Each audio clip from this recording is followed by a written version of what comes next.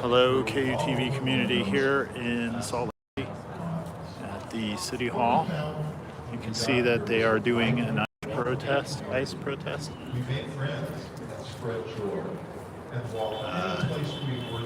Many people in Salt Lake City out protesting after the events of the last week. A couple days ago with Miss Good in Minneapolis. I'm here with Rod. I'm going to chat with you, Rod. Hang on, let me flip this around. Hey, Rod. So first of all, why are you here today? Well, as most of us here, we've seen what's happened over the past few days. I've watched the videos of the murder of Renee Good many, many times, frame by frame.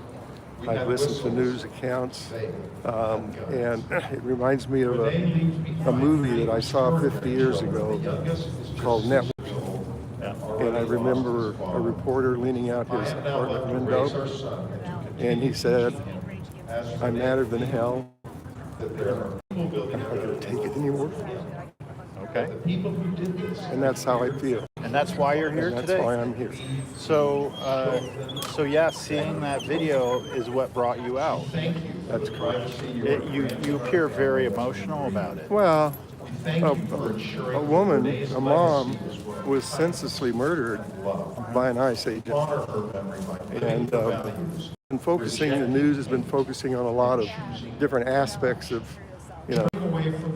should he have shot her, da-da-da-da-da.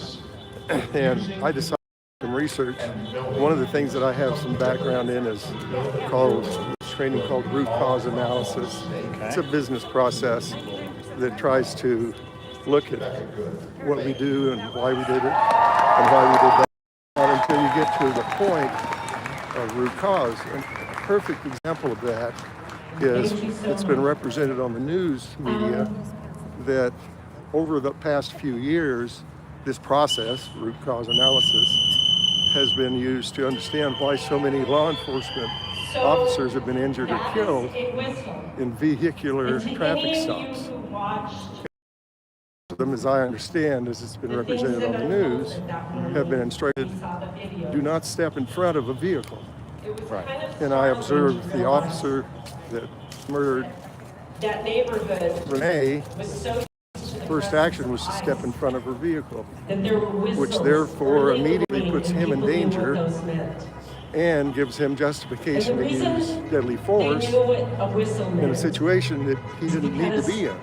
They have been under attack. So I got to thinking about that. Okay. Also, for over did you want to say something? Well, I want to ask Much you, like Los Angeles, people watching this who are on the other side would say, Yes. well, Blue City, I got it. should ICE be like completely, Cities, what does that because of mean? this? Right. ICE is doing Cities work. that did What would you not say to them? Well, so what I did is use a little AI, Jennifer Trump. basic AI, and I went to ChatGPT, which I find to be useful in some situations, and I asked the question, what is ICE jurisdiction? Right. What are they supposed to be doing? Of this And it's administration become extremely led clear to them me to send and ICE. inarguable, In the month of both from January, federal law 2,000 and ICE documentation agents were and deployed rules to and procedures Minneapolis. within the Department of Homeland Security that ICE, DHS, Border Anybody Patrol who was paying is attention explicitly restricted knew that explicitly what ended up restricted happening to Renee to immigration was going to inevitably violations and happen pursuit. when you send Okay. Period. End 2,000 of discussion. armed, Unless masked they have been individuals deputized by local law enforcement into a city. beyond that limited scope. Right.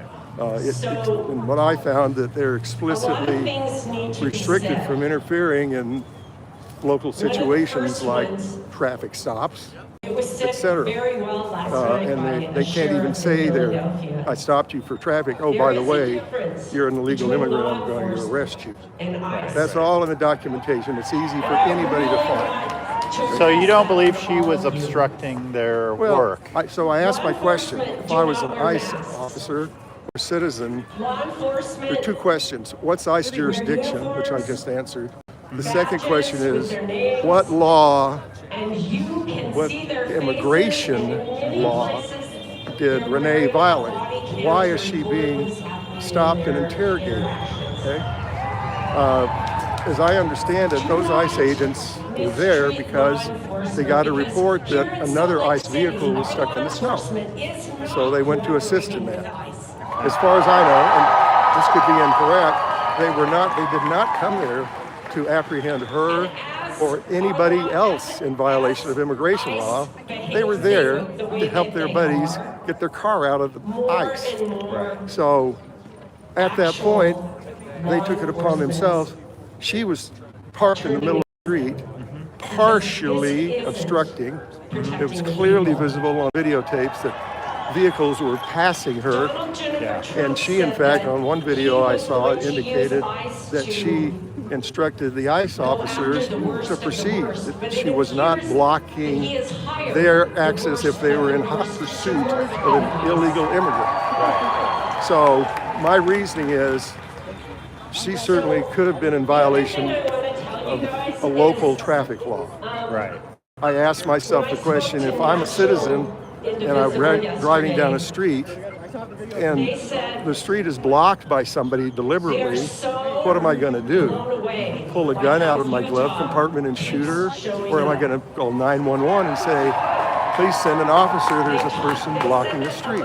Because it's their jurisdiction to take care of traffic violations. All the documentation I've read explicitly says ICE, DHS, and BBP are not to be involved in traffic violations unless explicitly deputized to do so. So my contention is that entire event activity of these officers running around, pulling guns, telling her to move her car, telling her to get out of her car, that was all in violation of their documented processes and jurisdiction.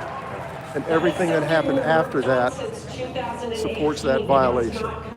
Listen, Rod, I'm going to show some more of this, but I'll come back and chat with you. That's on, fine. Happy to talk with you more. That's the root of my concern. Thank you. And so again, photographer Randy here in Salt Lake City. I'm going to take you around and show you a little bit of the protest here. Beautiful, I love it. It's gorgeous. Everyone behind me, I love you. Yes. You can see hundreds of people out here. When you leave here, look Some up of the Somalian signs that are restaurants. And in the next week or so, on. give them your business. Again, we are here at the Salt Lake City Hall. You can see speakers up there.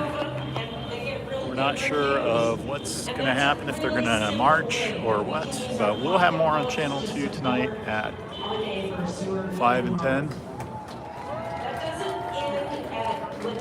Thanks for tuning in. Somalian neighbors, there are lots of people being harmed. So use that same